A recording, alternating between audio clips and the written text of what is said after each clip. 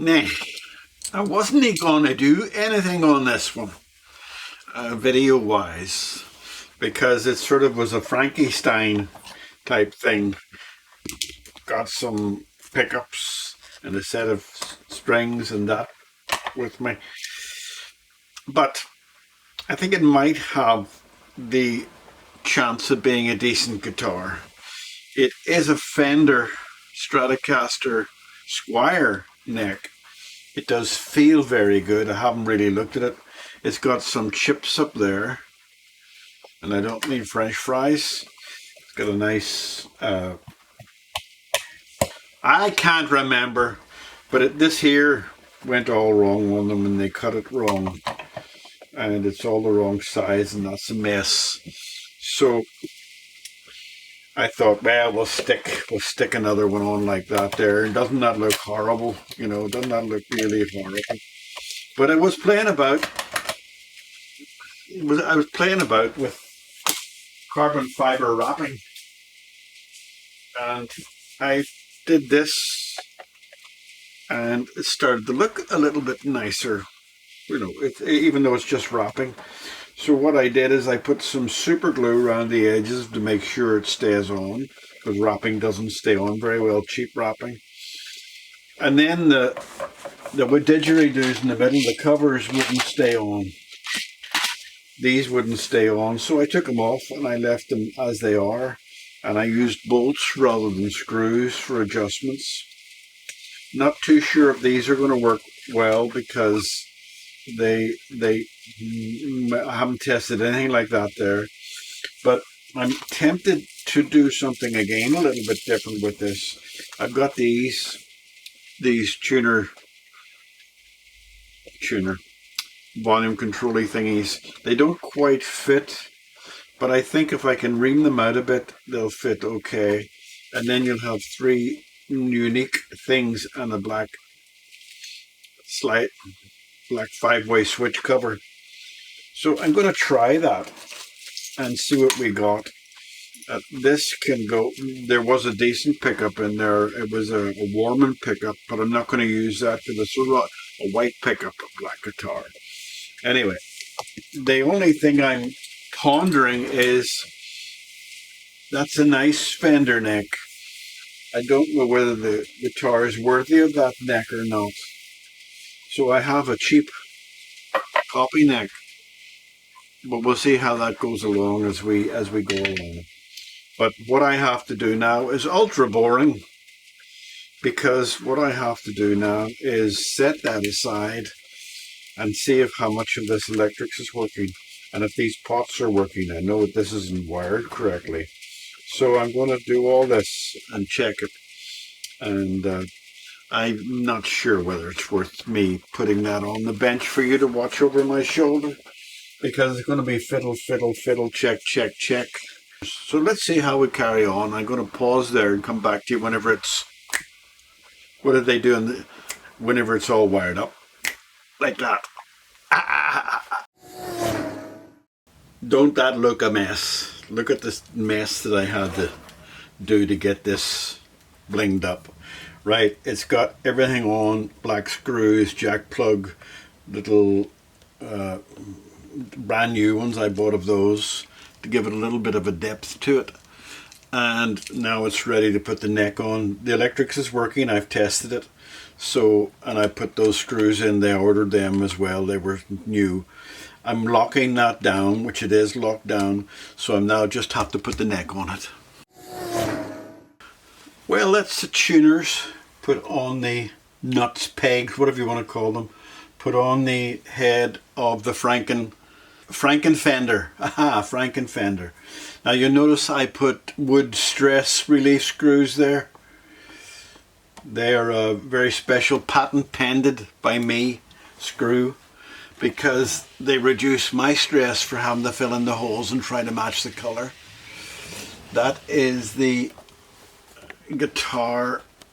It's going to be left like that, a white back, and it's been polished and everything, but it's going to be relicked eventually. I don't mean deliberately relicked, but it's going to be relicked over time because that's a nitrocellulose paint, which is relatively easy to chip off. The front is that, and that's looking good too. And I still have to do the neck. I haven't done that yet. And that's the front of the FrankinFender. Okay, so I'm going to do the neck now. The action is very good indeed. I think you probably could say this is about 60% Fender and 40% Hope. So I'm going to get the neck done. Not do it on camera, it's just a straightforward clean and polish, loosen the strings, etc. Then I'll come back and play you a tune. I'm back again in case any of you noticed, but you see little red stains there and there. I didn't notice it, but I pricked my finger on the strings, and that is human blood, my human blood. So fortunately it cleans off, just in case any of you saw that. I was bleeding for my guitar, nothing on that side. Right, okay, neck. Well, that's turned out a little bit nicer than I thought it was. That effect is just a roll of Teflon, what do you call that, sticky back paper that you can get for your shelf. I don't think this is for the kitchen shelf, but it's put on the pick guard with self-adhesive, but around the edges I used some super glue, and it looks pretty good. I used a semi-toned brown tone controls because they look pretty good. They came off Wish, so they're quite nice. I had to change this because the other one was too big for it, the trem arm, and I changed all the pickups as well because the pickups that were supplied were rubbish. The neck is done nice now, and the head's looking beautiful, and I have my own stress nuts on there that look beautiful. So the guitar itself has come out very nicely, and it sounds well. Let me just check the tuning. I'll just play you a chord or two in the different formations.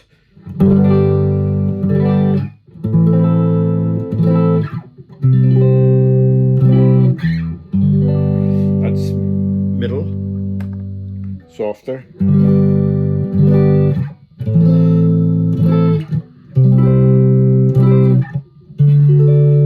And then the harder.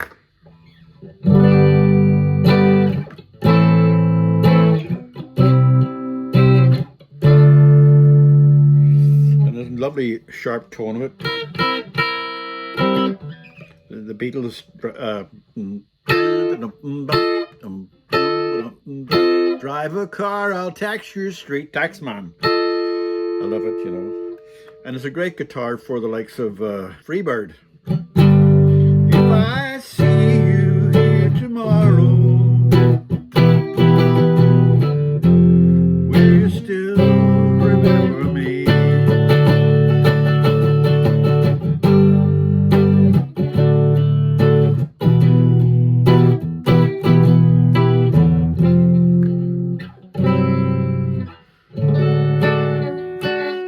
Tune a bit now, just a touch, going a bit too wild.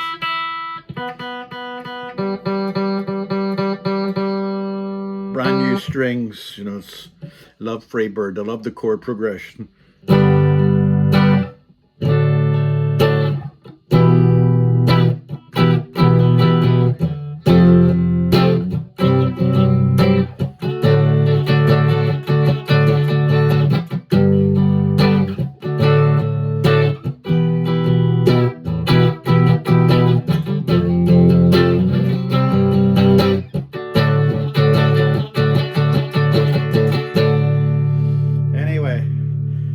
It's going to get a name put on it, and it's going as a present to a young lad from his daddy.